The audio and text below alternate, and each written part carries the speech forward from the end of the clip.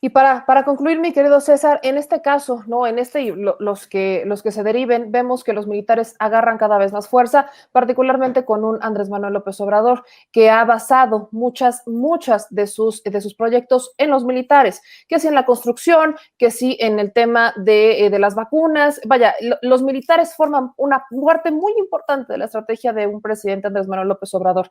Y hemos visto un intento de muchos que en tiempos pasados administraciones priistas y panistas también se hicieron fuertes con los militares, pero ahora utilizan estas acciones, utilizan un Cienfuegos, utilizan una Ayotzinapa, cuestiones que se vienen dando desde administraciones igual pasadas, pero las utilizan para decir, ven, la estrategia del presidente Andrés Manuel López Obrador es errónea, ven, la estrategia que toma el presidente con los militares no va por ahí, ven, lo que está haciendo un Andrés Manuel López Obrador con los militares no debería de estar pasando, y así podemos continuar y continuar y continuar. Si bien ya también aquí hemos hablado de lo que es, de esto que se llama militarización, aunque también podemos debatir si es desmilitarización o hacer fuerte a un país que no tiene unas policías municipales sólidas, ¿cómo entender entonces estas acusaciones o estas presiones? ¿Los militares son una moneda de cambio para la administración que caiga o son esta fuerza, son este pueblo uniformado que está ahí para cuidar y que también hay que cuidar?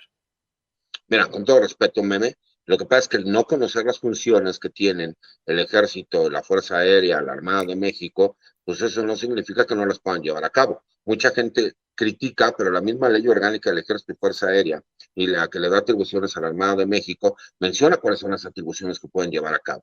Por supuesto que las Fuerzas Armadas y en específico el Ejército Mexicano han sido el caballito de batalla de la Cuarta Transformación. Y por supuesto que el presidente se va a seguir apoyando en ellos por una cuestión muy sencilla.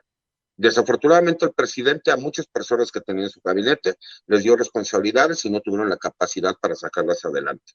Pero ¿qué pasó con las Fuerzas Armadas? Cada que él tenía un problema y buscaba una solución, las Fuerzas Armadas no les daban una, le daban 5.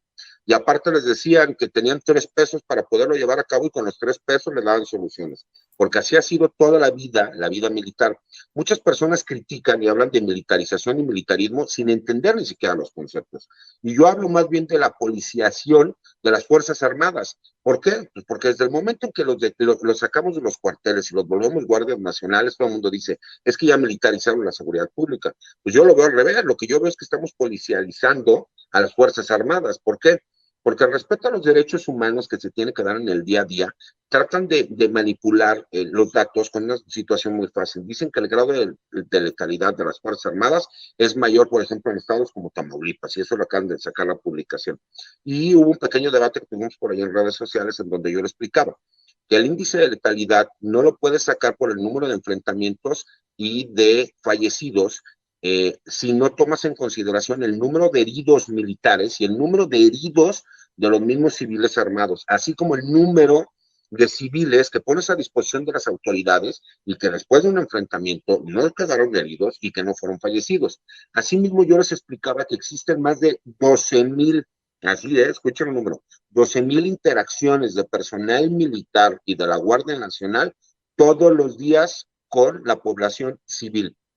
Y tú dime, de esas 12,000 interacciones que existen todos los días, que si las multiplicamos por 365 días que tiene el año, pues estaríamos hablando de tal vez millones de interacciones que se tienen por año entre las Fuerzas Armadas y la sociedad civil.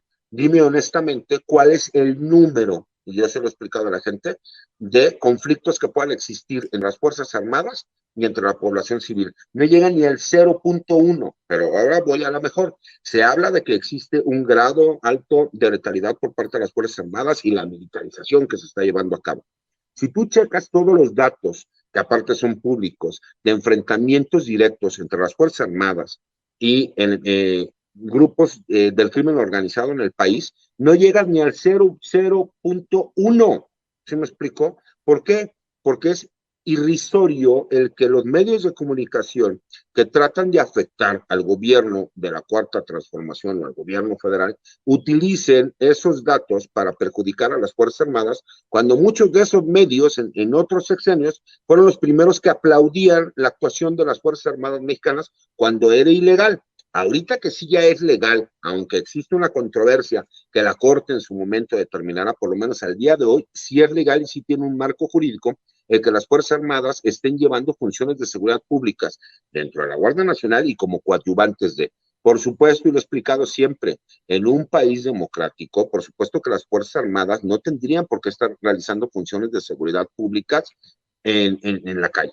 Pero no nos hagamos tontos y seamos muy realistas. Algo que queda claro es, partiendo de la realidad que no tenemos policías capacitadas, tanto en los municipios como en la mayoría de los estados, ni en la federación, tuvimos que sacar a las Fuerzas Armadas para que nos apoyaran en esta tormentosa situación que puso en riesgo la seguridad interior del país y la seguridad nacional. Por supuesto que se tiene que aprovechar los tiempos y el mismo decreto de la Guardia Nacional para que en estos 5 años que están corriendo, tengamos la capacidad para crear a una fuerza como la Guardia Nacional que sea completamente civil y que los militares puedan regresar a realizar las funciones de seguridad nacional y seguridad interior que la misma ley orgánica y del Ejército y Fuerza Aérea les da.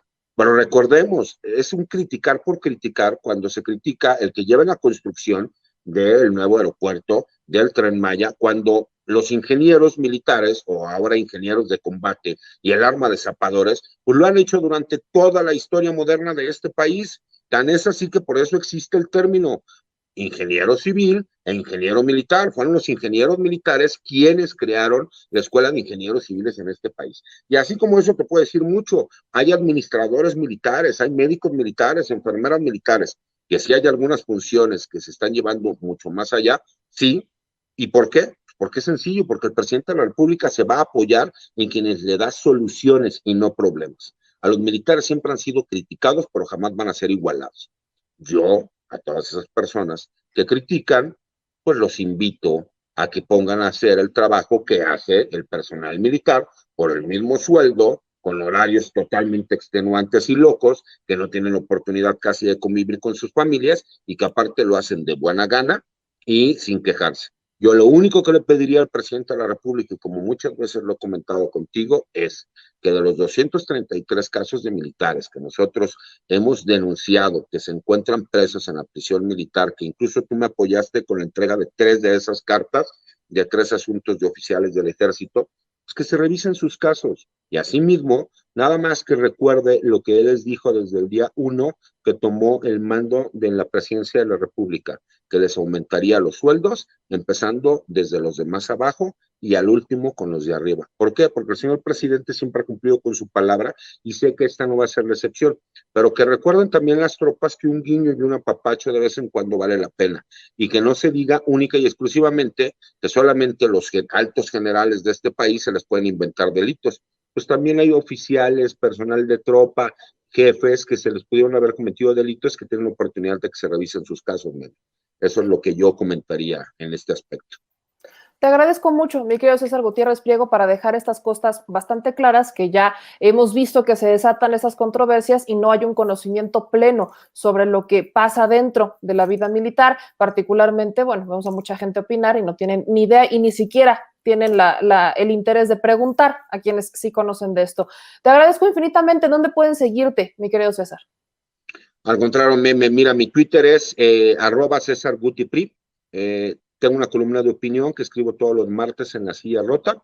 Tengo otra columna de opinión en el blog de información militar que se llama Campo Marte. Es información exclusiva en seguridad nacional y especializada en información militar y de Fuerzas Armadas. Asimismo, tengo las páginas de la Fundación General Jesús Gutiérrez Rebollo en apoyo de marinos y militares procesados y sentenciados hace. Te agradezco mucho, mi querido César, y bueno, estamos al habla. Te mando un abrazo y muy buenas noches.